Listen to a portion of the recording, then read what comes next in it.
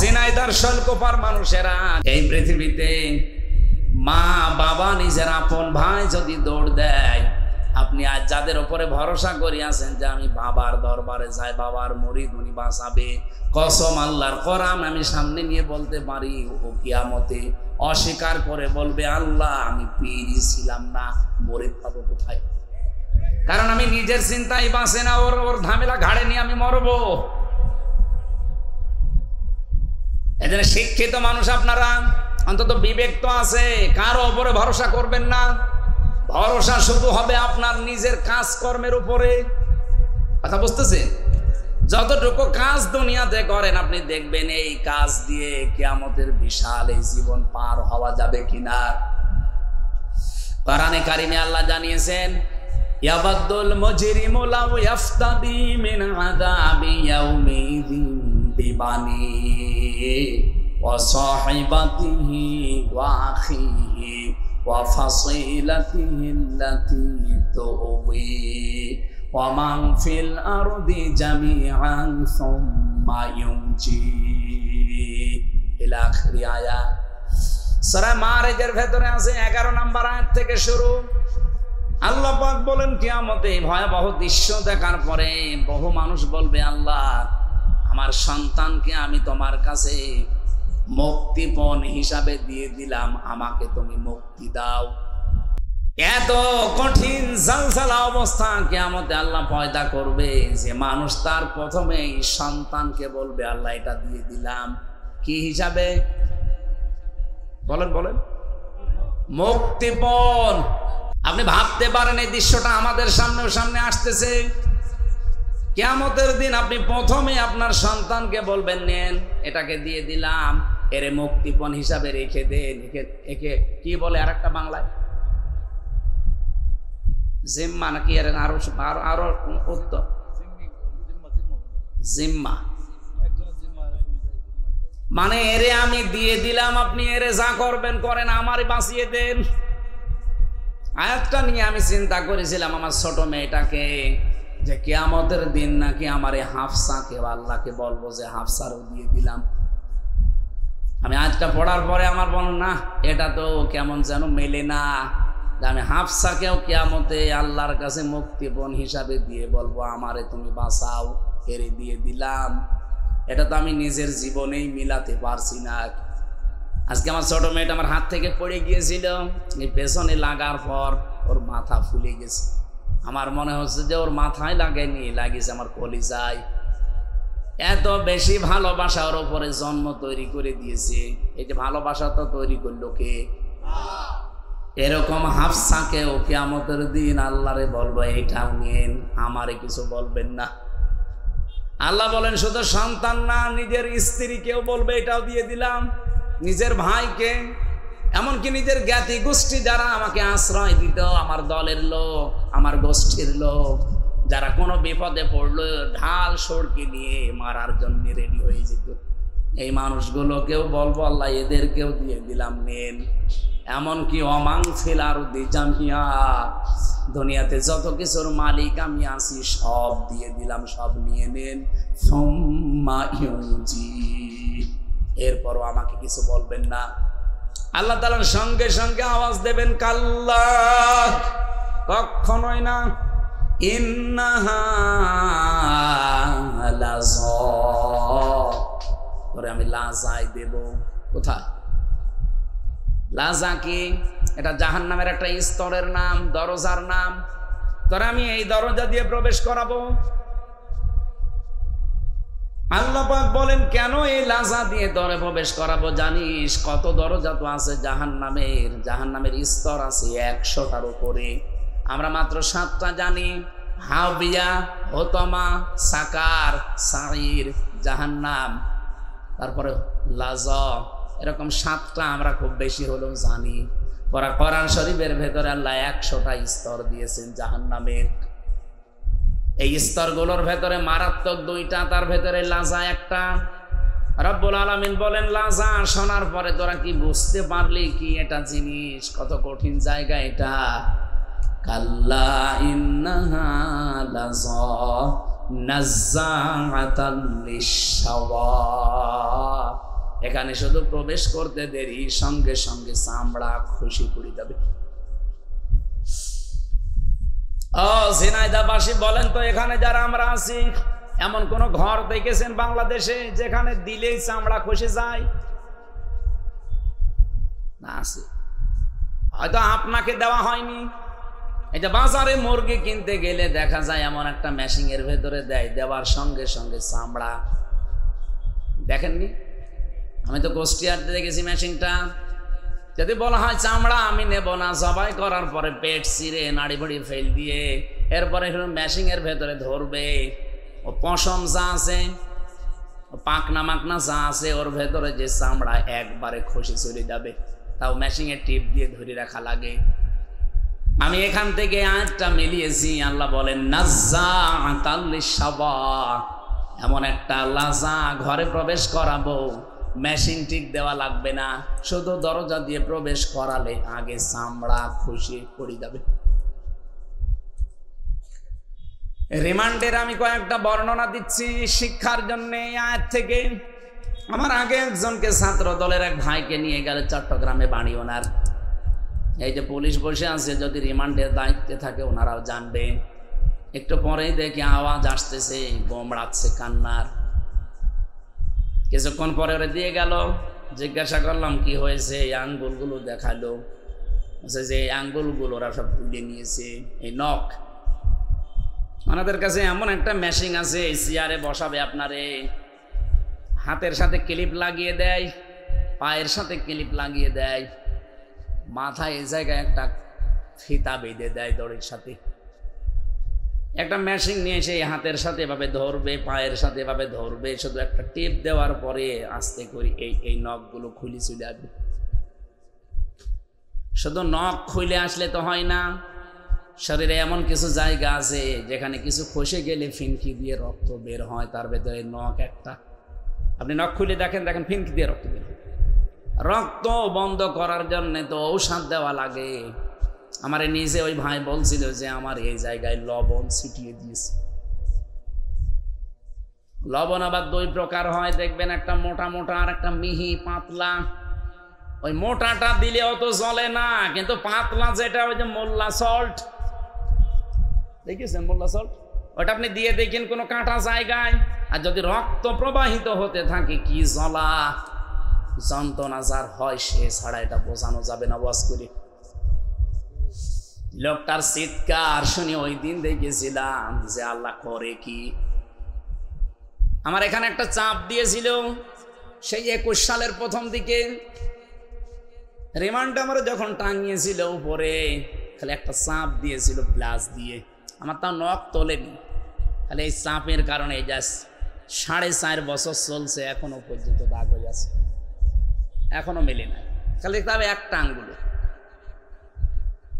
আর নাজ্জাআতাল লিশাওয়ার বর্ণনা ফি জিলালিল কোরআন লিখেছে, আমার মনে হচ্ছে এটার সাথে আমি মিলিয়ে আমার নিজের জীবন একটু ঘটেছে। আল্লাহ বলেন একটা ঘরে শুধু প্রবেশ করাবো, সঙ্গে সঙ্গে চামড়ার এই নখ সব খসে পড়ে যাবে 1 সেকেন্ডে। ওই লোকটাকে নিয়ে মেশিনে বসিয়ে ওনার শুধু নখ তুলেছে, তাও কত সময় লেগেছে, কষ্ট পেয়েছে। আর আপনারা শুধু ঘরে ঢোকাতে দেরি, সব খুলে চলে যাবে সঙ্গে সঙ্গে। আল্লাহ বলেন এই কঠিন অবস্থা কাদের জন্য জানো? তাদউ মান আদবারা ওয়া তাওয়াল্লা ওয়া জামা ফাআওয়া। এখানে 2টা বিষয় আছে দুনিয়াতে, যারা এগুলো করবে তাদের এই ঘরে আল্লাহ প্রবেশ করাবে। 1 নম্বরে যাদেরকে সত্যের দিকে ডাকা হয়, আল্লাহর বিধানের দিকে, সত্যের দিকে ডাকার পরে দুনিয়ার কোনো স্বার্থের দিকে তাকিয়ে সে আল্লাহর বিধান ওভারটেক করে চলে যায়। আর এই শ্রেণীর মানুষ বাংলাদেশে বেশি। এই কথা বলছেন, তাদেরকে ডাকবে মান আদবারা ওয়া তাওয়াল্লা, যে ব্যক্তি মুখ ফিরিয়ে নেয়, অ্যাবাউট টার্ন করে চলে যায়। বাংলাদেশের মতো এত তাফসীর, এত ওয়াজ, এত নসিহত পৃথিবীর কোন দেশে আমি পাইনি। আমি মালয়েশিয়া যে 9 দিন ছিলাম, মাত্র 4টা মাহফিল করেছি, তাও ময়দানে না, সব অডিটোরিয়ামে। তবে এত কথা বলা লাগে না, মাত্র 45 মিনিটের মতো একটা ক্লাস করা হয় একটা আয়াতের উপরে। আর এই দেশে প্রতিদিন 2টা 3টা, আজকেও আমার 2টা, 1-1.5 ঘন্টা 2 ঘন্টা করে প্রতিদিন এত ডাকাডাকি। তো মানুষ যা ছিল তাই। এই যে সত্যের দিকে আহ্বান করার পরে আপনি কিন্তু নিজেও জানেন যে এটা সত্য পথ। এই সত্যের কথা জানার পরও যাবা এবার টান করে চলে যান। 2 নাম্বারে জামা ফাওয়া, এটা আরো কঠিন। যারা মাল সম্পদ জমা করে আর এটা সংরক্ষণ করা যায় কি করে, শুধু সেই ধান্দায় থাকে। এদেশে তো নেই। কোরআনে কারীম জানিয়েছে লাইন শাকারতুম লাযিদান্নাকুম ওয়া লাইন কাফারতুম ইন্না আযাবি লাশাদীদ। সূরা ইব্রাহিমের 9 নম্বর আয়াতে 7 নম্বর আয়াতে আল্লাহ জানিয়েছেন কেউ যদি আমার নিয়ামতের শুকরিয়া আদায় করে, মাস্ট বি, ওটা আমি দুনিয়াতে তার জীবনে বাড়িয়ে দেব। আল্লাহ এমনিতে নরমাল শব্দ বলতে পারতেন, লাযিদান্নাকুম দিয়েছেন লামে তাকিদ নুনে সাকিলা। আয়াতটা নিয়ে চিন্তা করলাম, কেন আল্লাহ এত গ্যারান্টি দিলেন কেন? তাফসীর পড়তে গিয়ে আমি দেখেছি কেউ যদি কোনো নিয়ামতের শুকরিয়া আদায় করতে চায়, কমপক্ষে তাকে 3টা শর্ত মানা লাগবে। কয়টা? আমি জানি না, একটাও জানি। এখানে যারা আছে মনে হয় আলেম বাদ দিয়ে অনেকে জানিনি না যে শুকরিয়া আদায় করা লাগে কি করে। আমরা ওই যে একটা কমন কথা পেয়েছি, রুটি পর্যন্ত খেয়ে একটা ঢেকর তুলি বলবো যে আলহামদুলিল্লাহ, হয়ে গেল নাকি? এটা একটা বাক্য। শুকরিয়া আদায় করতে হলে কমপক্ষে 3টা শর্ত মানলে ওই নিয়ামতটা আল্লাহ আবার আপনার জীবনে ফিরিয়ে দেয়। আর যদি ওই 3টা শর্ত কেউ না মানে, ওর জীবনে আল্লাহ ওটা ফিরিয়ে দেবে না, কঠিন আযাবের ভেতরে ফেলে দেবে। আসেন তো আমাদের যে নিয়ামত আজকে, যেহেতু এটা নিয়ামতই চলছে, কারণ এখানে আসা বসা, শ্বাস প্রশ্বাসে নিঃশ্বাসে নেকি হচ্ছে। অন্তত নেকি যদি নাও হয়, এই 1-1.5 ঘন্টা কোনো গুনাহ হচ্ছে না, হচ্ছে? বলেন বলেন। আর মাস্ট বি আমাদের নেকি হবে।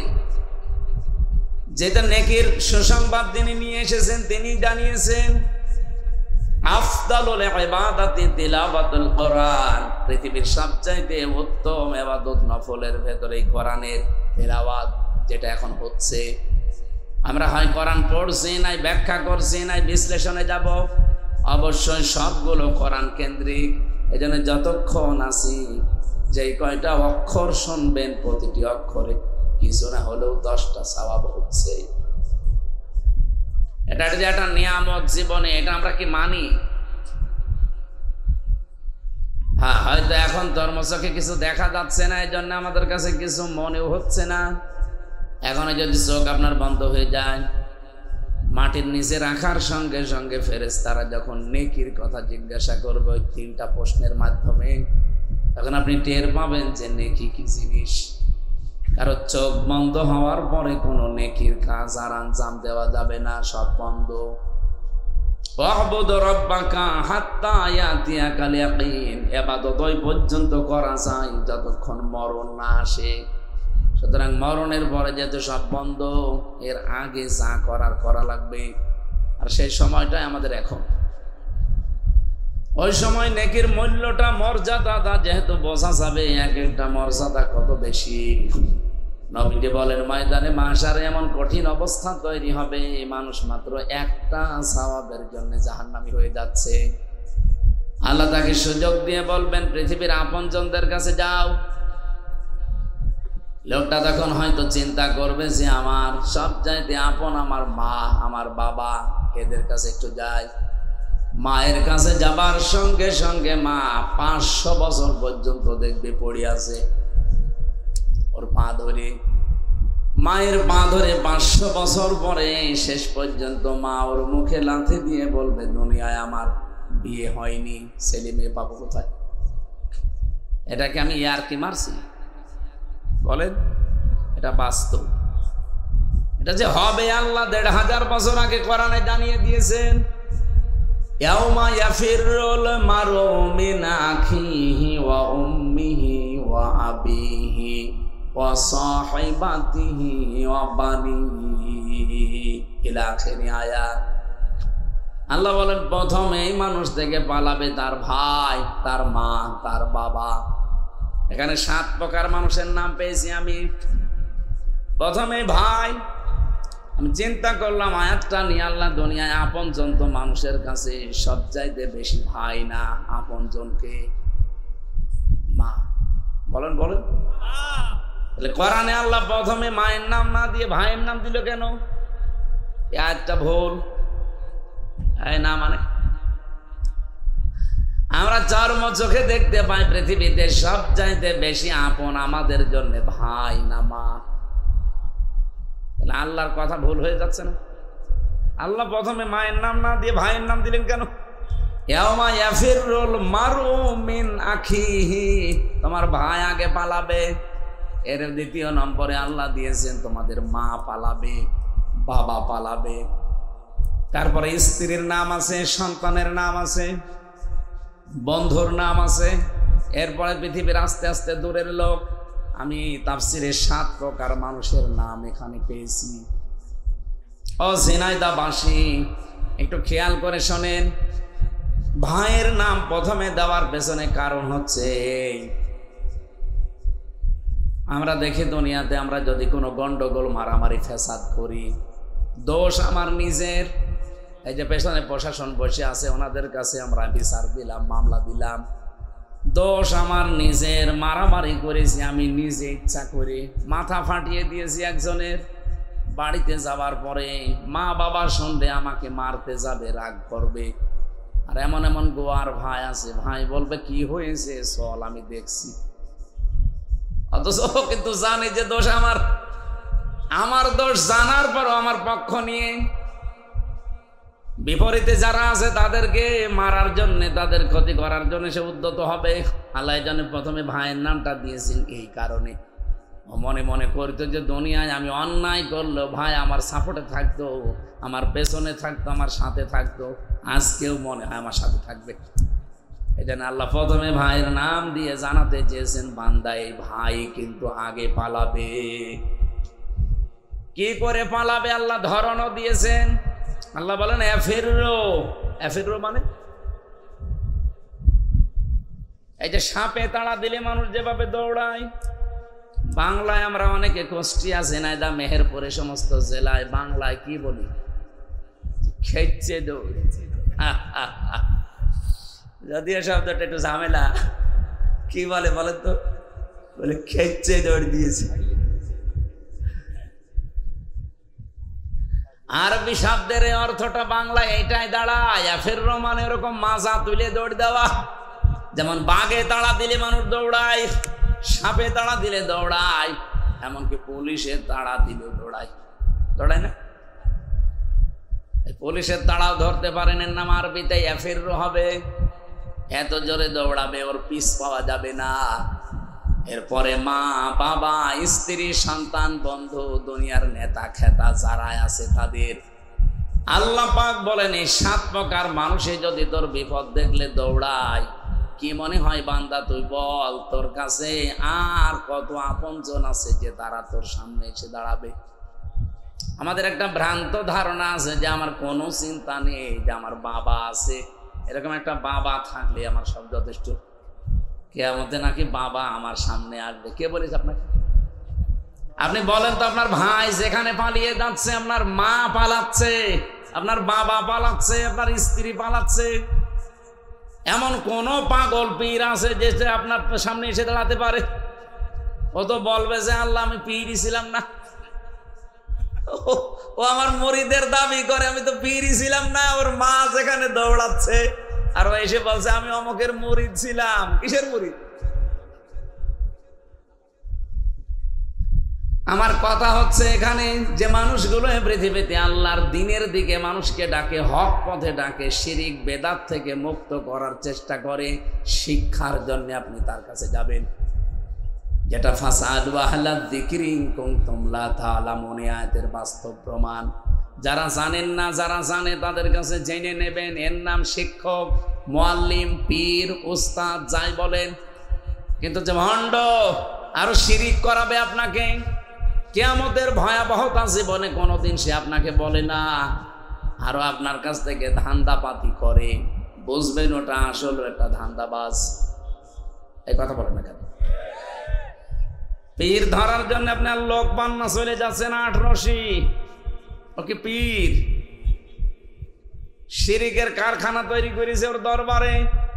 এলাকায় যদি কেউ থাকেন সতর্ক হবেন, কারণ আপনার চাইতে আমি নিজে বেশি দেখেছি, কোরআন হাদিসের সাথে মিলিয়ে দেখেছি। এ দরবারগুলো টেকে না, এগুলো সব ভণ্ড। আমার ক্ষমতা থাকলে আমি নিজে তুলে দিতাম, যেহেতু আমাদের আয়ত্তের বাইরে, আমরা শুধু ফতোয়া পর্যন্ত দিতে পারছি, এ পর্যন্তই নিলাম। আর যদি সত্যি আমাদের পেছনে ব্যাকআপ থাকতো, আইন প্রয়োগ করার ক্ষমতা যদি আল্লাহ আমাদেরকে দিয়ে দিত, এই দেশে যত অবৈধ ব্যবসা চলছে পীরের নামে সবগুলো চালিয়ে দিতাম। কথা বলুন। আমি জেলে যাওয়ার আগে 20 সালে একবার একটা ফতোয়া দিয়েছিলাম আমার গ্রামে কুষ্টিয়ায়, জেনার ফতোয়া। একজনের স্বামী আছে বিদেশে, আর মহিলা এদিকে একজনের সাথে লাইন করে পেটে সন্তান নিয়ে এসে বলছে এই ছেলের বাপ এই না, মানে এরকম একজন। এখন আমার কাছে বলছে কি করবো, ফতোয়া দেন। আরে ভাই আমার নামে তো মুফতি লিখে দিয়েছেন, এমনি তো না, সার্টিফিকেট আছে। এখন ওনার ফতোয়া অনুযায়ী জেনার যে শাস্তি, বললাম যে এইটা যদি বিবাহিত মানুষেরা জেনা করে, যদি সাক্ষ্য প্রমাণে ধরা পড়ে যায়, তাহলে বুক পর্যন্ত মাটির ভেতরে পুঁতে ফেলবেন, আর ওপর থেকে আপনি পাথর বা ইট দিয়ে মেরে দুনিয়া থেকে বিদায় করবেন। এর নাম সঙ্গে সার। কি বলে? এখন ফতোয়া পর্যন্ত শেষ। বলেন তো, আমি যদি এখন এটা বলার পরে গ্রামবাসী সবাই মিলে বলতো ধর এই 2 জনকে যদি মাটির ভেতরে এই পর্যন্ত গেড়ে দিয়ে ইট পাথর দিয়ে দুনিয়া থেকে সঙ্গে সার করতো, আমি বাঁচতাম। দেখা যাচ্ছে মহিলা সঙ্গে সার হওয়ার আগে আমি শেষ, আমার সঙ্গে সার আগে করতো। এই যে পুলিশ এই সেই ধরে নিয়ে যেত, যে বলতো দেশে কি কোরআনের আইন আছে, আপনি কার্যকর করতে গেলেন কোন কারণে? সঙ্গে স্যার আপনাকে করা হবে এবার, যেহেতু দেশে আসলেই তো কোরআনের আইন বাস্তবে কায়েম নেই। হ্যাঁ, আপনি ফতোয়া দিতে পারেন, এই যে আমি এখন ফতোয়া দিলাম, ওই পীরের যে আস্তানা ওইটাও কিন্তু এরকম একটা জেনার মতোই গোনা চলছে, কারণ জেনার চাইতেও মারাত্মক গোনা এই শিরিক। কথা বলেন।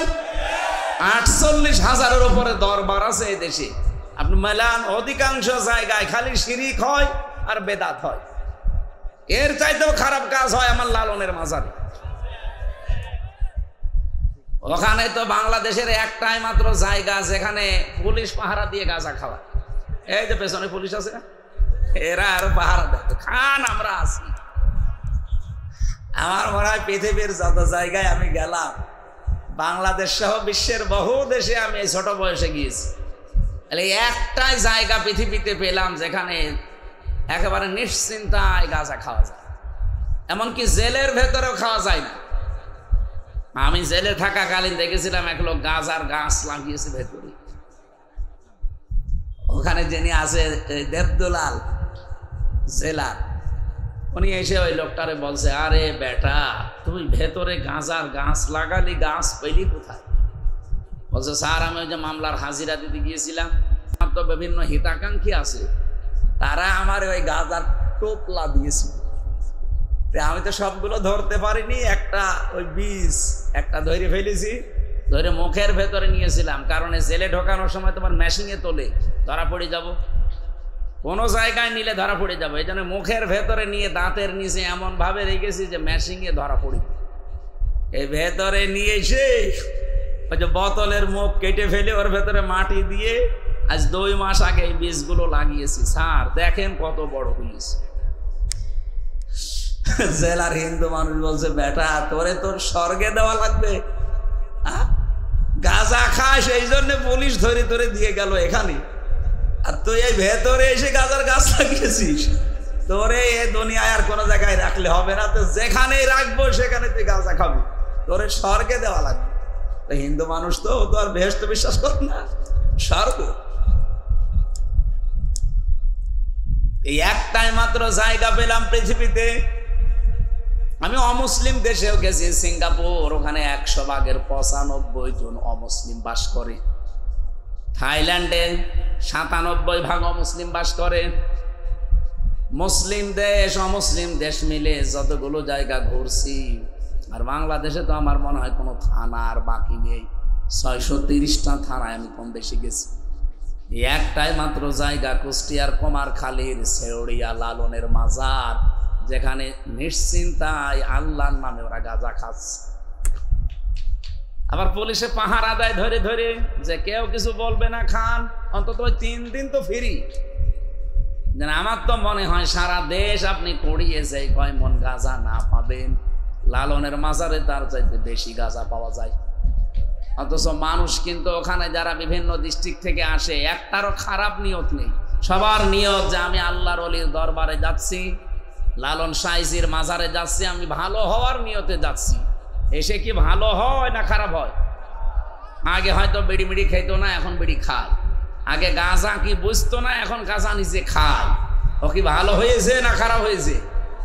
আর বাকি যে জিনিসের নাম তো বলা গেল না।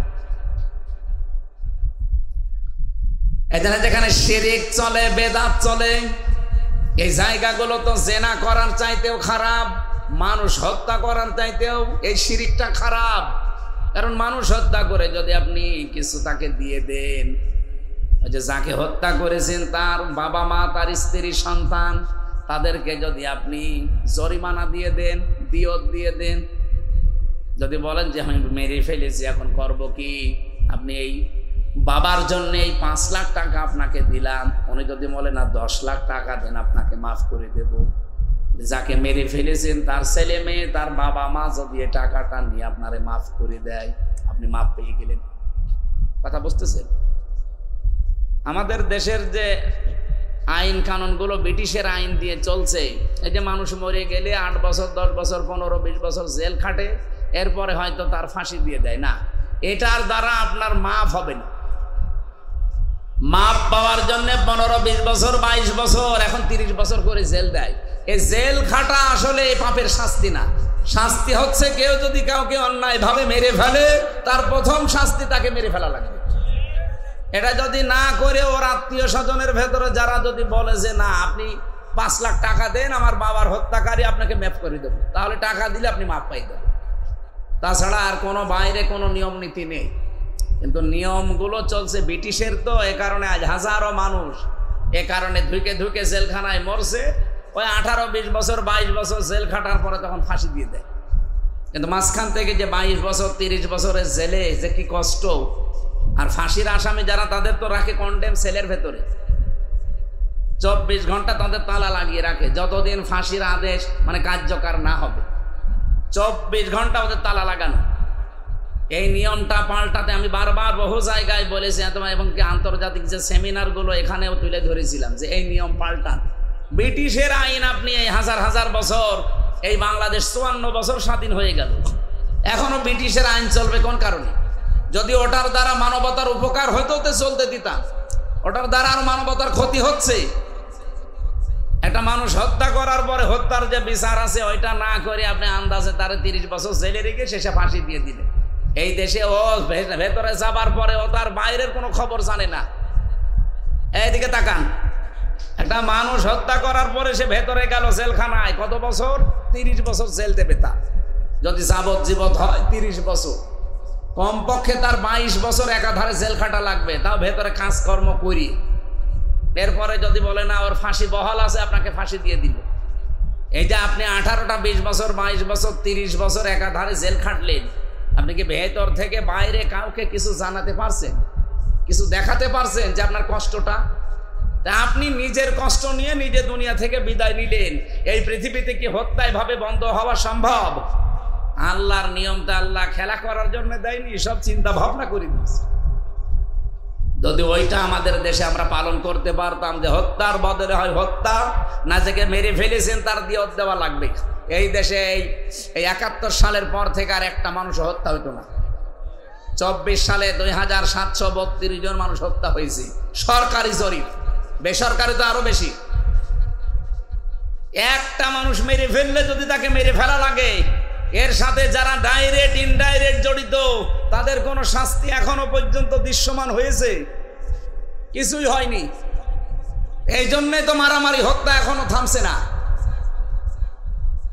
কালকে এক জায়গায় রাতের বেলা আওয়ামী লীগের একজনকে পিটিয়ে মানুষ উল্টো করে টাঙিয়েছে। আপনাদের এই ঝিনাইদার উনি না, ওটা চট্টগ্রামের ওই লাইনে কালকে রাতে একজনকে ধরে এমন রাগ ছিল তার উপরে, উল্টা করে ধরেছে, ধরে পিটিয়েই মেরে ফেলে জায়গায় লোহাগাড়া।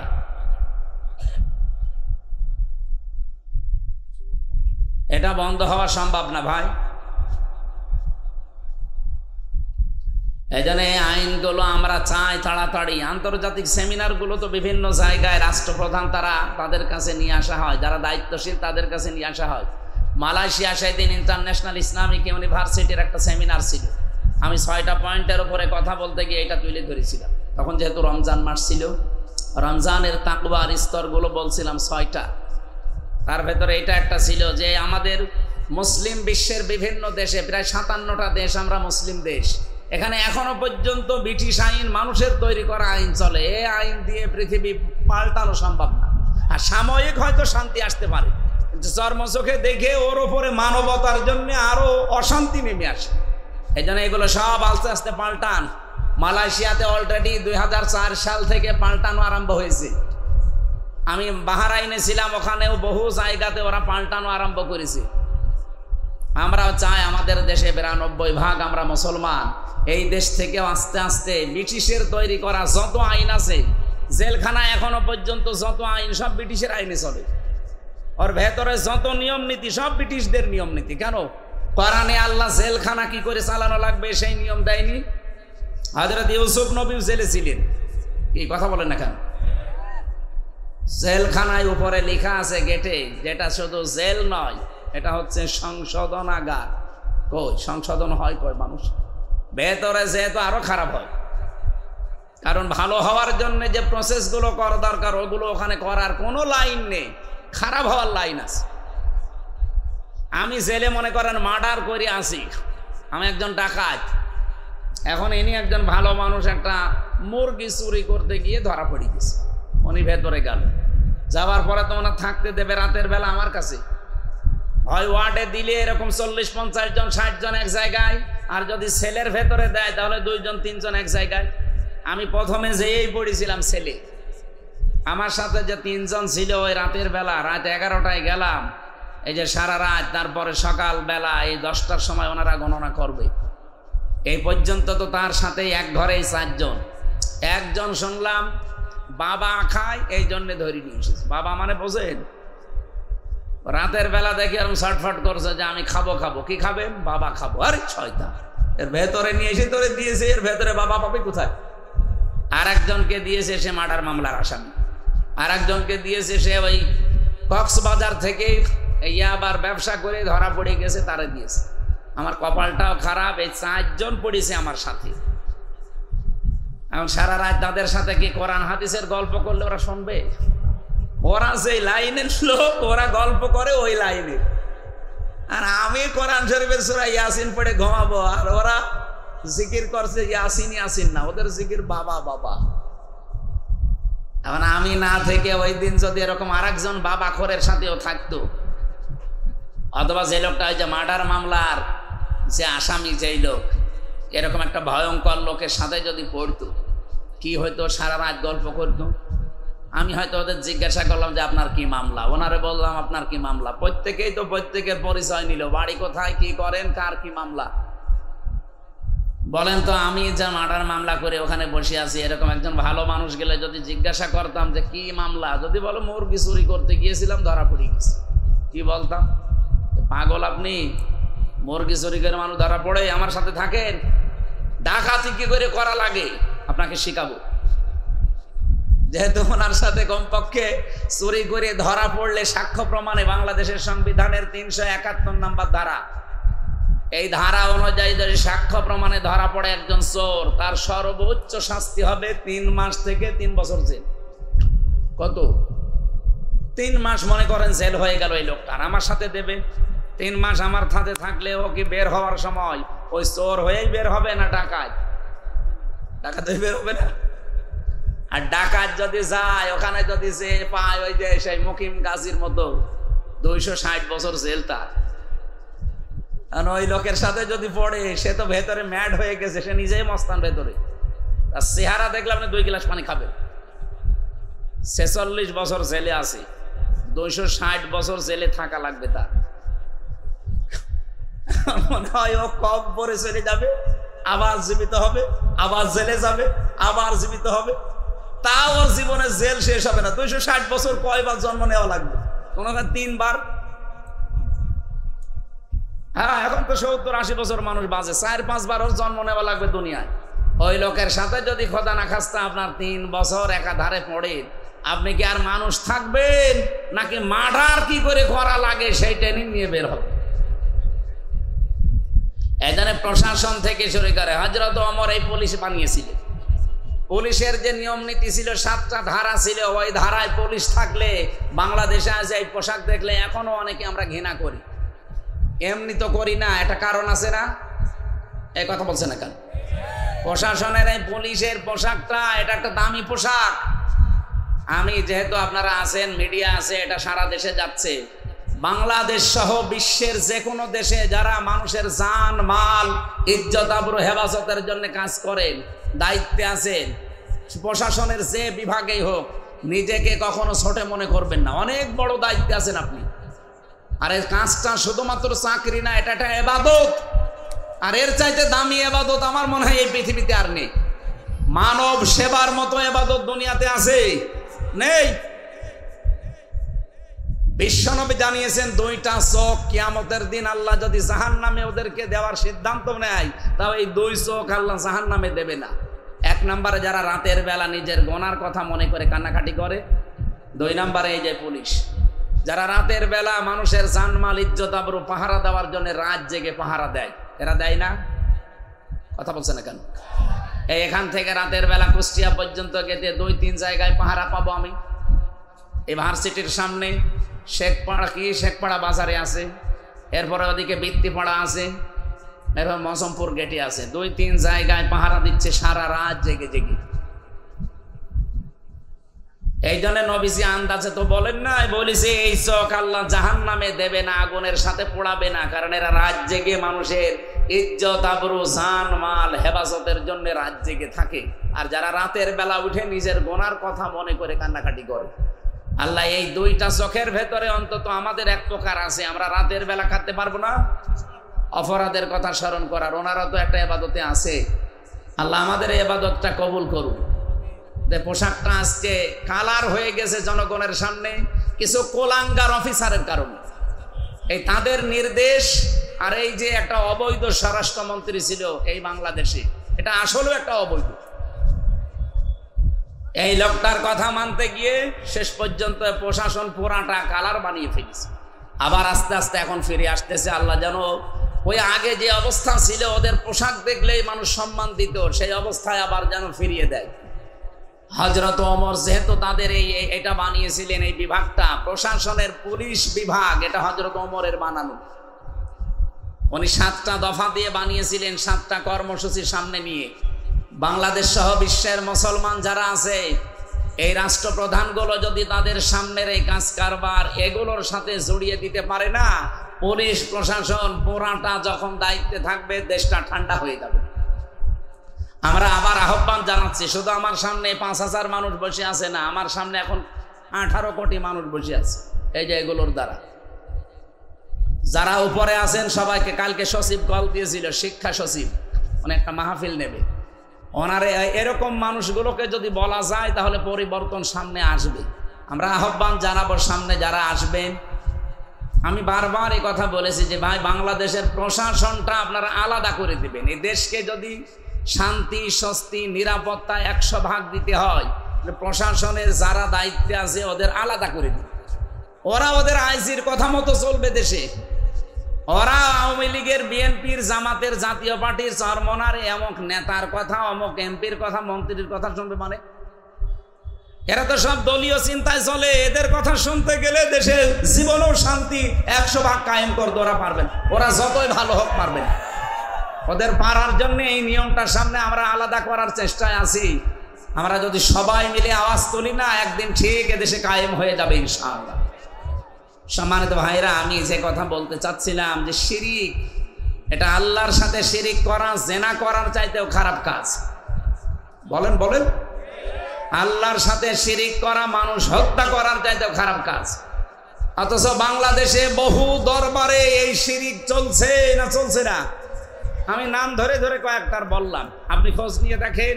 আমি নিজে যে এইভাবে যাওয়া লেগেছে। 8 রশিতে গিয়েছিলাম দেখার জন্যে। আমি জুতা নিয়ে যেতে চাই, আমারে বলে না জুতা নিয়ে যাওয়া যাবে না। ঠিক আছে, আমি রেখে গেলাম গেটের জুতা। দরবারে যাবার সময় যে কবরে যাব, তখন বলছে এইভাবে যান। কেন? আল্লাহর ওলির দরবার সম্মান দেওয়া লাগবে। ঠিক আছে, গেলাম। আসার সময় আমি এমনি চলে আসতে চাই, আমারে বলে না এভাবে যাওয়া যাবে না, একেবারে এইভাবেই পিছিয়ে যাওয়া লাগবে। আমি ওনারে বললাম, ভাই আমি কয়েকদিন আগে রসুলের রওজায় গিয়েছিলাম মদিনায়, তো কই বিশ্ব নবীর কবরে তো এভাবে যাওয়া লাগে না, এভাবে আসা লাগে না। আমার ওই লোকটা খাদেম, বড় বড় বাঁবড়ি রেখেছে, চুল লাল পাগড়ি মাথায় দেওয়া। আমারে বলছে, দেখেন ওইটা আপনাদের নবী আর এটা আমাদের নবী। বলেন বলেন,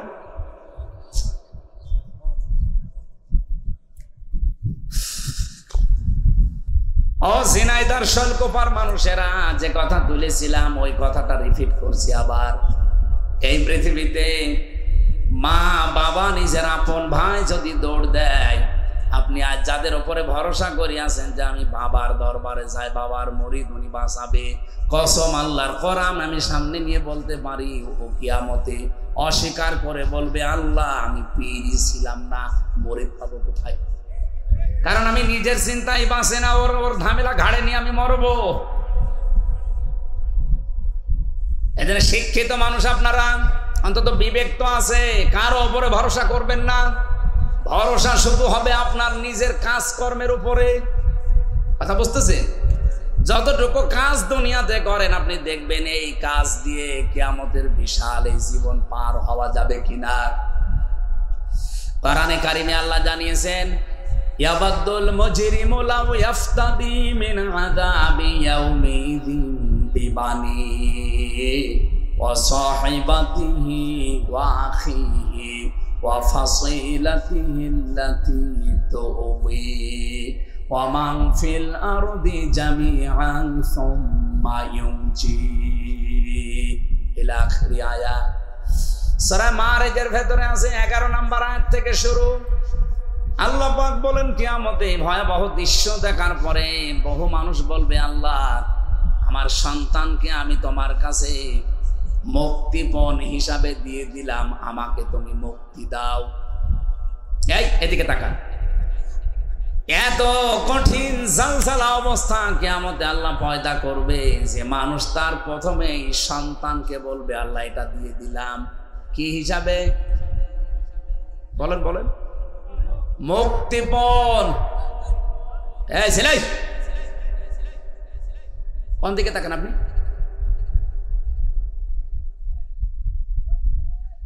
নিস্তব্ধ হয়ে শোনা যাচ্ছে না কি বলছি? আপনি ভাবতে পারেন এই দৃশ্যটা আমাদের সামনে আসতেছে। কিয়ামতের দিন আপনি প্রথমে আপনার সন্তানকে বলবেন, নেন এটাকে দিয়ে দিলাম, এরে মুক্তিপণ হিসাবে রেখে দেন। একে কি বলে আরেকটা বাংলায়? জিম্মা নাকি আরো উত্তর? জিম্মা। মানে এরে আমি দিয়ে দিলাম, আপনি এরে যা করবেন করেন, আমারে বাঁচিয়ে দেন। আয়াতটা নিয়ে আমি চিন্তা করেছিলাম আমার ছোট মেয়েটাকে, যে কিয়ামতের দিন নাকি আমারে হাফসাকে আল্লাহকে বলবো যে হাফসারও দিয়ে দিলাম। আমি আজটা পড়ার পরে আমার বল না, এটা তো কেমন যেন মেলে না, যে আমি হাফসাকেও কিয়ামতে আল্লাহর কাছে মুক্তিপণ হিসাবে দিয়ে বলবো, আমারে তুমি বাঁচাও, এরে দিয়ে দিলাম। এটা তো আমি নিজের জীবনেই মিলাতে পারছি না। আজকে আমার ছোট মেয়েটা আমার হাত থেকে পড়ে গিয়েছিল, এই পেছনে লাগার পর ওর মাথা ফুলে গেছে। আমার মনে হচ্ছে যে ওর মাথায় লাগেনি, লাগিয়েছে আমার কলিজায়। এত বেশি ভালোবাসা ওর উপরে জন্ম তৈরি করে দিয়েছে। এই যে ভালোবাসা তো তৈরি করলো কে? এরকম হাফসাকেও কিয়ামতের দিন আল্লাহরে বলবো এইটাও নিয়েন, আমারে কিছু বলবেন না। আল্লাহ বলেন শুধু সন্তান না, নিজের স্ত্রীকেও বলবে এটাও দিয়ে দিলাম, নিজের ভাইকে, এমনকি নিজের জ্ঞাতি গোষ্ঠী যারা আমাকে আশ্রয় দিত, আমার দলের লোক, আমার গোষ্ঠীর লোক, যারা কোনো বিপদে পড়লো ঢাল সড়কি নিয়ে মারার জন্য রেডি হয়ে যেত, এই মানুষগুলোকেও বলবো আল্লাহ এদেরকেও দিয়ে দিলাম, নেন।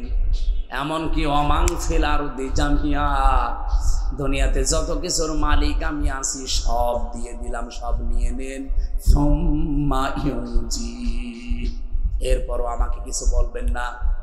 আল্লাহ তাআলার সঙ্গে সঙ্গে আওয়াজ দেবেন কাল্লা, কখনোই না। ইন্নাহা লাযা, পরে আমি লাজাই দেব। কোথায় লাজা? কি এটা জাহান্নামের একটা স্তরের নাম, দরজার নাম। তোরা আমি এই দরজা দিয়ে প্রবেশ করাবো। আল্লাহ পাক বলেন কেন এই লাজা দিয়ে দরে প্রবেশ করাবো? জানিস কত দরজা তো আছে জাহান্নামের? জাহান্নামের স্তর আছে 100টার উপরে। আমরা মাত্র 7টা জানি, হাবিয়া, হোতমা, সাকার, সাইর, জাহান্নাম, তারপরে লাজা, এরকম 7টা আমরা খুব বেশি হলেও জানি। কোরআন শরীফের ভেতরে আল্লাহ 100টা স্তর দিয়েছেন জাহান্নামের। এই স্তরগুলোর ভেতরে মারাত্মক 2টা, তার ভেতরে লাজা একটা। রব্বুল আলামিন বলেন লাজা শোনার পরে তোরা কি বুঝতে পারলি কি এটা জিনিস? কত কঠিন জায়গা এটা। কাল্লা ইন্নাহা লাযা নাযাআতাল লিশাওয়া, এখানে শুধু প্রবেশ করতে দেরি, সঙ্গে সঙ্গে চামড়া খুশি করে যাবে। ও ঝিনাইদহবাসী বলেন তো, এখানে যারা আমরা আছি, এমন কোন ঘর দেখেছেন বাংলাদেশে যেখানে দিলেই চামড়া খসে যায়? না, আছে, হয়তো আপনাকে দেওয়া হয়নি। এই যে বাজারে মুরগি কিনতে গেলে দেখা যায় এমন একটা মেশিং এর ভেতরে দেয়, দেওয়ার সঙ্গে সঙ্গে চামড়া। দেখেননি? আমি তো গোষ্ঠীহাটে দেখেছি মেশিনটা। যদি বলা হয় চামড়া আমি নেব না, জবাই করার পরে পেট চিরে নাড়ি ভড়ি ফেল দিয়ে এরপরে মেশিং এর ভেতরে ধরবে। ও পশম যা আছে, পাকনা মাকনা যা আছে, ওর ভেতরে যে চামড়া একবারে খসে চলে যাবে, তাও মেশিং এর টিপ দিয়ে ধরে রাখা লাগে। আমি এখান থেকে আয়াতটা মিলিয়েছি। আল্লাহ বলেন নাযাআতাল লিশাওয়া, এমন একটা লাজা ঘরে প্রবেশ করাবো, মেশিন ঠিক দেওয়া লাগবে না, শুধু দরজা দিয়ে প্রবেশ করালে আগে চামড়া খুশি পড়ে যাবে। রিমান্ডের আমি কয়েকটা বর্ণনা দিচ্ছি শিক্ষার জন্য আয়াত থেকে। আমার আগে একজনকে ছাত্র দলের এক ভাইকে নিয়ে গেল চট্টগ্রামে বাড়ি ওনার। এই যে পুলিশ বসে আছে, যদি রিমান্ডের দায়িত্বে থাকে ওনারাও জানবে। একটু পরেই দেখি আওয়াজ আসতেছে, গোমড়াচ্ছে কান্নার। কিছুক্ষণ পরে ওরা দিয়ে গেল। জিজ্ঞাসা করলাম কি হয়েছে? এই আঙ্গুলগুলো দেখালো, যে এই আঙ্গুলগুলো ওরা সব তুলে নিয়েছে।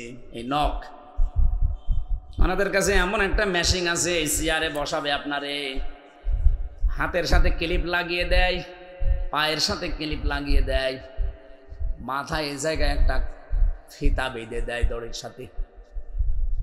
একটা মেশিন নিয়ে এসে হাতের সাথে এভাবে ধরবে, পায়ের সাথে এভাবে ধরবে, শুধু একটা টিপ দেওয়ার পরে আস্তে করে এই নখগুলো খুলে চলে আসবে।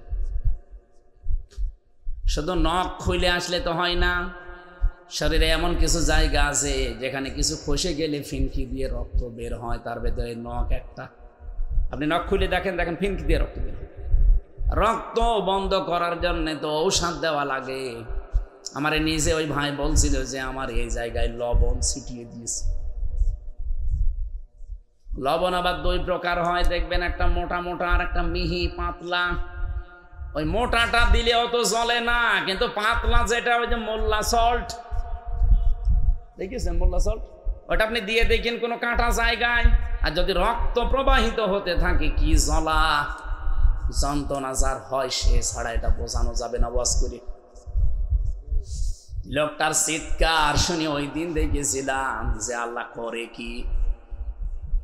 আমার এখানে একটা চাপ দিয়েছিল সেই 21 সালের প্রথম দিকে। রিমান্ডে আমার যখন টাঙিয়েছিল উপরে, খালি একটা চাপ দিয়েছিল প্লাস দিয়ে, আমার তাও নখ তোলেনি, খালি এই চাপের কারণে এই যা 4.5 বছর চলছে, এখনো পর্যন্ত দাগ হয়ে আছে, এখনো মেলে না, খালি তবে একটা আঙ্গুলে। আর নাজ্জাত আল-লিশাওয়ার বর্ণনা ফি জিলালিল কোরআন লিখেছে, আমার মনে হচ্ছে এটার সাথে আমি মিলিয়ে আমার নিজের জীবন একটু ঘটেছে। আল্লাহ বলেন একটা ঘরে শুধু প্রবেশ করাবো, সঙ্গে সঙ্গে চামড়ার এই নখ সব খসে পড়ে যাবে 1 সেকেন্ডে। ওই লোকটাকে নিয়ে মেশিনে বসিয়ে ওনার শুধু নখ তুলেছে, তাও কত সময় লেগেছে, কষ্ট পেয়েছে। আর আপনারা শুধু ঘরে ঢোকাতে দেরি, সব খুলি চলে যাবে সঙ্গে সঙ্গে। আল্লাহ বলেন এই কঠিন অবস্থা কাদের জন্য জানো? তাদউ মান আদবারা ওয়া তাওয়াল্লা ওয়া জামা ফাআওয়া। এখানে 2টা বিষয় আছে দুনিয়াতে, যারা এগুলো করবে তাদের এই ঘরে আল্লাহ প্রবেশ করাবে। 1 নম্বরে যাদেরকে সত্যের দিকে ডাকা হয়, আল্লাহর বিধানের দিকে, সত্যের দিকে ডাকার পরে দুনিয়ার কোনো স্বার্থের দিকে তাকিয়ে সে আল্লাহর বিধান ওভারটেক করে চলে যায়। আর এই শ্রেণীর মানুষ বাংলাদেশে বেশি। এই কথা বলছেন, তাদেরকে ডাকবে মান আদবারা ওয়া তাওয়াল্লা, যে ব্যক্তি মুখ ফিরিয়ে নেয়, অ্যাবাউট টার্ন করে চলে যায়। বাংলাদেশের মতো এত তাফসীর, এত ওয়াজ, এত নসিহত পৃথিবীর কোনো দেশে আমি পাইনি। আমি মালয়েশিয়া যে 9 দিন ছিলাম, মাত্র 4টা মাহফিল করেছি, তাও ময়দানে না, সব অডিটোরিয়ামে। তবে এত কথা বলা লাগে না, মাত্র 45 মিনিটের মতো একটা ক্লাস করা হয় একটা আয়াতের উপরে। আর এই দেশে প্রতিদিন 2টা 3টা, আজকেও আমার 2টা, 1-1.5 ঘন্টা 2 ঘন্টা করে প্রতিদিন এত ডাকা ডাকি, তো মানুষ চা ছিল তাই। এই যে সত্যের দিকে আহ্বান করার পরে আপনি কিন্তু নিজেও জানেন যে এটা সত্য পথ। এই সত্যের কথা জানার পরেও যাবা অ্যাবাউট টান করে চলে যান। 2 নম্বরে ও জামা ফাআওয়া, এটা আরো কঠিন। যারা মাল সম্পদ জমা করে আর এটা সংরক্ষণ করা যায় কি করে, শুধু সেই ধান্দায় থাকে। এদেশে তো নেই। আমি একটা হাদিস পড়েছিলাম না, মনে আছে আপনাদের নাকি ঘুমিয়ে গেলেন? মুসলিম শরীফের হাদিস, আমি খুব ভালো করে খেয়াল করেন। নবীজি হযরতে আবু যর থেকে বর্ণিত, তিনি বলেন আমি প্রায় 83-84 কিলোমিটার দূর থেকে আসলাম নবীর কাছে। ডাক দিয়ে বললাম, হে রাসূল, বারবার তো আসতে পারি না আপনার কাছে, এমন কিছু কথা আপনি আমারে বলেন আমি যেন মেনে চলতে পারলে জান্নাতি হয়ে যেতে পারি। বিশ্বনবী বললেন, একটা কথা মেনে চলবা। কয়টা? বলেন বলেন। নবীজিকে হযরতে আবু যরকেই বলেছিলেন না আমরাও আছি, আমরা যদি থাকি নবীর আদেশের ভেতরে, দেখেন তো আপনি মানছেন কিনা। মানিদ্দাহা মা লাইসা লাহু ফালাইসা মিন্না ওয়ালিয়াতাবাওয়া মাকআদাহু মিনান নার। নবীজি বলেন, যে জিনিস তোমার না, ওইটা যদি তুমি জোর করে নিজের দখলে নিয়ে নাও। আবার শোনেন, যেই জিনিস আপনার না, ওইটা যদি আপনি জোর করে, জবরদস্তি করে, যে কোনো কায়দায় নিজের দখলে নিয়ে নেন, নিজে ভোগ করেন, যতদিন ওইটা আপনার আন্ডারে থাকবে আপনি ভোগ করবেন, ওই সময় থেকে আপনি 1 নাম্বার শাস্তি পাবেন, ফালাইসা মিন্না। ওখান থেকে আপনি নবীর উম্মত আর নেই, আপনি অন্য কিছু হয়ে গেছেন। ফালাইসা মিন্না, সে আমার দলভুক্ত না, সে আমার উম্মত না। ওয়ালিয়াতাবাওয়া মাকআদাহু মিনান নার, 2 নম্বরে সে যেন জাহান্নামে নিজের একটা স্থান তৈরি করে নিল। এবার নিজের সাথে মিলান তো এই হাদিসটা, যেই জিনিস আপনার না সেটা আপনি দখলে রেখেছেন কিনা। এই যে যারা পরকীয়া প্রেম করে, ওই বউকে আপনার নিজের, অথচ আপনি নিজের বলে কাজ চালাচ্ছেন। কি কথা বলছেন না কেন? নাকি এলাকায় সব চলে না? আছে। যেই জিনিস আপনার দখলে থাকা বৈধ না, অন্যের বউ, অন্যের মেয়ে, অন্যের বেটার বউ আপনি নিজের দখলে নিয়ে বিভিন্ন কায়দায় আপনি কাজে লাগাচ্ছেন। আল্লাহর কসম, আপনি ওই দিন থেকে নবীর উম্মত আর নেই। এমনকি আগস্টের 5 তারিখের পর থেকে বাংলাদেশে এই 9 মাসের ভেতরে বহু মানুষ যেটা যার না সেটা সে দখল করে নিজের আয়ত্তে নিয়ে নিয়েছে। এটা জোরে বলা দরকার। দেশটা দিনকাল এখনো ভালো না, এত জোরে বললে হবে? পুলিশ আসে ধরে নিয়ে যান। যেই জিনিস যার না সে কিন্তু অলরেডি দখল করে নিয়েছে আগস্টের 5 তারিখের পরে অনেক কিছু। নাকি আমি বেশি বলে ফেললাম? কারা কারা এগুলো করেন হাত তোলেন তো। এখানে এসব নেই, আর এগুলো যারা করে তারা এখানে আসে না। না, এরকম মানুষ যদি কেউ থাকে আর আপনি যদি তার সাপোর্টও করেন, তাকে ভালোবাসেন, সমর্থন জানান, আপনিও কিন্তু ওই অন্যায়কারীর পক্ষ নেওয়ার কারণে নবীর উম্মত আর নেই। কারণ যে লোকটা অন্যায় করে আর যে অন্যায়ের সাপোর্ট করে, দুইজনের সমান অপরাধী। আমি কি বেশি বলে ফেললাম নাকি? এরকম মানুষ নেই দেশে। তাই আগস্টের 5 তারিখের পর আমরা এসব দেখছি কেন? হ্যাঁ, এখানে হাদিসের টিকায়ের একটা কথা লেখা আছে, আমি এই আলেমদের জন্য বলছি। এদিকে তাকান। আপনি যদি আপনার কোনো জিনিস হারিয়ে ফেলেছেন বা দখলের বাইরে চলে গেছে, কেউ নিয়েছিল, ওইটা যদি এখন আপনি ওইটা ফেরত পান, নিয়ে নেন নিজের দখলে, তাহলে আপনি এই শাস্তির বাইরে থাকবেন। আমি কথা বোঝাতে পারিনি? না না, আপনি এখনো বোঝেননি।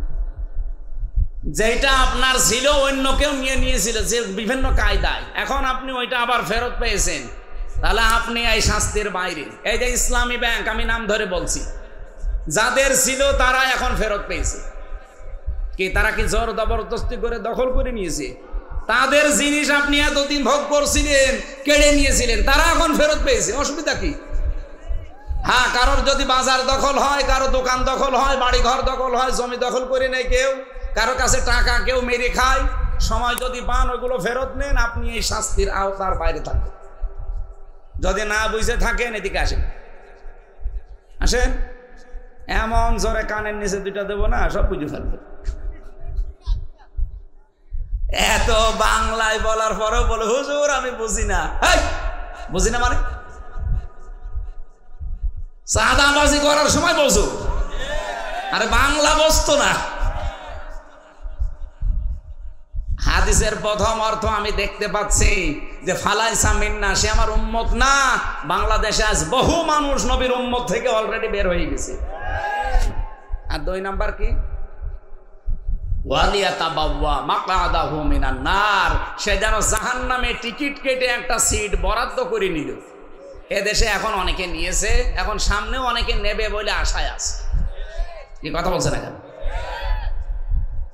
এই যে আজ হিন্দুরা যে সমস্ত বাড়ি ঘরগুলো দখল করে নিচ্ছে, আমাদের মুসলমানদের দেওয়া ওয়াকফ করার সম্পদগুলো আজ অবৈধ আইন তৈরি করে একটার পর একটা দখল করছে, আর আল্লাহর ঘর মসজিদগুলো তারা মাটির সাথে মিশিয়ে দিচ্ছে। এই পৃথিবীর সবচাইতে বড় উগ্র, সবচাইতে বড় জঙ্গি রাষ্ট্র হচ্ছে ভারত। পৃথিবীর মানচিত্রে 257টা রাষ্ট্র আছে। মাইক্রোসফট রিপোর্ট দিয়েছে কয়েকদিন আগে, পৃথিবীর সবচাইতে বড় জঙ্গি রাষ্ট্র ভারত।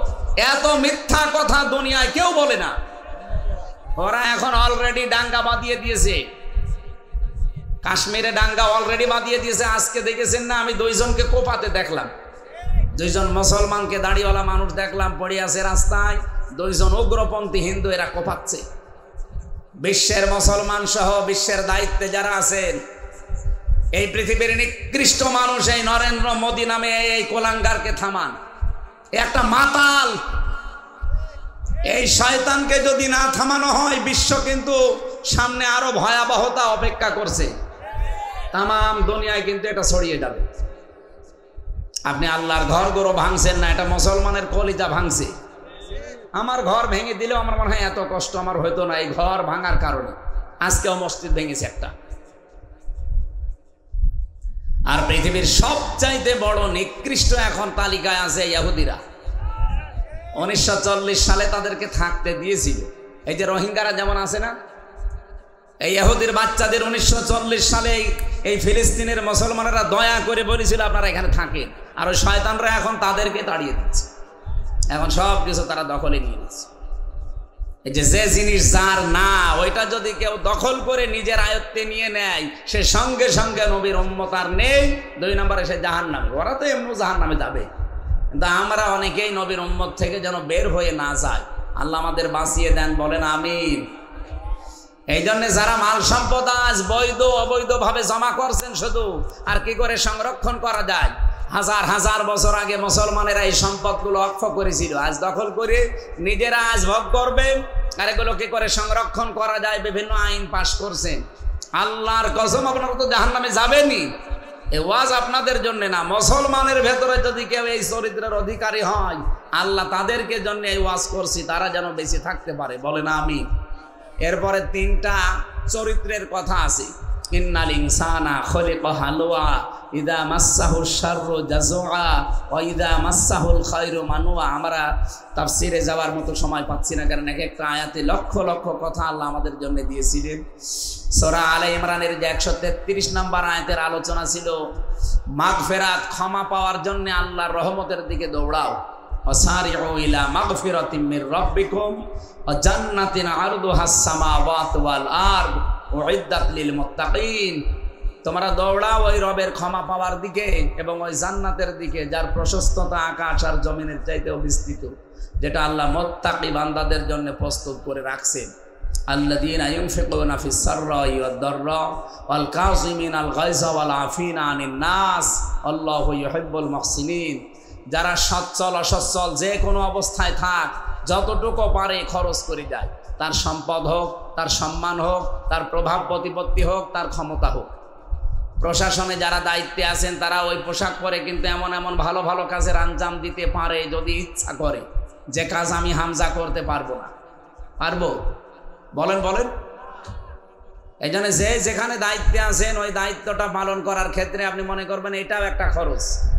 একটা ভালো মানুষকে ধরে নিয়ে যেয়ে থানার ভেতরে ধরে পিটাচ্ছে। এখন ওসি সাহেব যদি এই নিচের যে এসআই আছে তারে বলে, বেটাই কি করিস, ওনার চেহারা দেখে, ওনার চেয়ারের পাওয়ার দেখে কিন্তু লোকটাকে ছেড়ে দিতে বাধ্য হবে। এই জন্য এই জায়গায় ওনার এই সম্মান খরচ, এটাও কিন্তু খরচের ভেতরে। যে যে জায়গায় আসি আমরা, টাকা হোক, পয়সা হোক, ক্ষমতা হোক, প্রভাব প্রতিপত্তি হোক, আইন হোক, এটা খরচ করা। আল কাযিমিনাল গায়যা, রাগ হলে চেক দেওয়া। আজ বাংলাদেশে এই নিয়মটা না মানার কারণে হাজারো পরিবারে তালাক হয়ে যায়। রাগ হলে আগে তালাক দেয়, চেক দেওয়া যায় না। আপনি যখন রাগ হবে স্ত্রীর প্রতি বা স্ত্রী স্বামীর প্রতি, ডিভোর্স না দিয়ে, তালাক না দিয়ে, এই চিন্তা করবেন যে এই স্বামীর বা এই স্ত্রীর অনেক উপকার আমার জীবনে আছে। এ বহু জেনা থেকে আমার দুনিয়ায় বাঁচিয়ে দিয়েছে এই স্ত্রী, এই স্বামী। এই চিন্তা করে নবীজি বলেন, আজকের এই অপরাধটা মাফ করে দাও, আল্লাহর আরশ খুশি হয়ে যাবে। আল্লাহ আফিনা আনিন নাস, সুযোগ পেলেই দুনিয়ায় মানুষকে মাফ করে দাও, মাফ করে দাও। তাহলে একটা যদি মাফ করে দেন, কিয়ামতের দিন আল্লাহ কমপক্ষে 70টা অপরাধ মাফ করে দেবে। পারিবারিক জীবন থেকে সামাজিক আন্তর্জাতিক জীবন পর্যন্ত যে যেখানে যতটুকু আছি, আমাদের রাগ কন্ট্রোল করা, চেক দেওয়া এবং মানুষকে যদি সমর্থ থাকে, সুযোগ থাকে, মাফ করে দেওয়া। আল্লাহ আমাদেরকে এই গুণগুলো অর্জন করে জান্নাতের দিকে এগিয়ে যাওয়ার তৌফিক দিন, আমিন। আমি শিক্ষিত মানুষ যারা আছেন ভাইরা, আমাদের সৃষ্টি নিয়ে একটা বই লিখেছি, সৃষ্টি কিভাবে আল্লাহ বানিয়েছে সেই প্রথম থেকে। ওইটা এখানে আছে কিনা জানি না, এখানে আছে সৃষ্টি জগতের সূচনা। শিক্ষিত মানুষরা নিয়ে যেন পড়বেন, আপনার জ্ঞান বাড়বে। আল্লাহুম্মা আমিন। লা ইলাহা ইল্লা আনতা সুবহানাকা ইন্নী কুনতু মিনাজ জালিমিন। আল্লাহুম্মা গফিরলি ওয়ারহামনি ওয়াহদিনি ওয়াফিনি ওয়ারযুকনি ইয়া রাব্বাল আলামিন।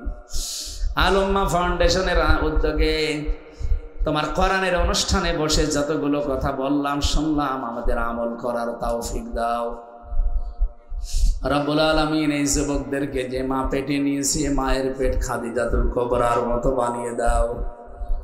এ মাহফিল করার জন্য সে যেইভাবে এগিয়ে এসেছে, তোমার রহমত ওইভাবে এগিয়ে দাও।